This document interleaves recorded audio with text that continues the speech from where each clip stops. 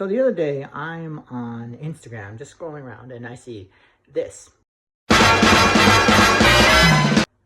So back in the day, Cowboy Bebop was my jam, all right? Not only because of the animation, but the music. I'm a Cowboy Bebop fan, my brother's a Cowboy Bebop fan, my cousins are Cowboy Bebop fans. My dad actually stole the soundtrack from me.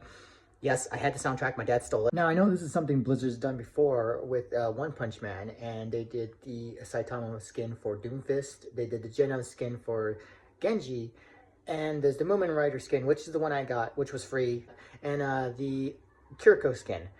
Although I did like her skin, I was kind of upset, but I was like, you know what, I'm not a big fan, I don't even know the name of this character, I can let it go. But these ones...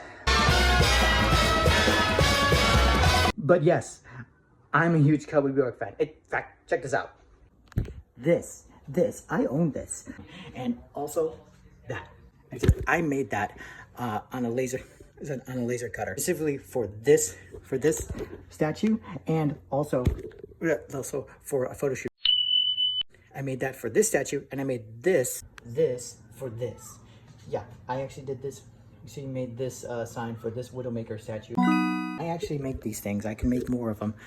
If you want them, if you want one of them, DM me DM me, and I will talk about actually making you one. I can actually make any kind of signs. I've made dozens of these signs, mainly because I actually want to start getting into crafting a lot more stuff, and also I'm gonna need the money to pay for the skins, because I have a feeling they're not going to be cheap if they're anything like the La Seraphim skins, which I wasn't able to get because they were way too much money. Yeah, I'm going to need some extra cash, so yeah.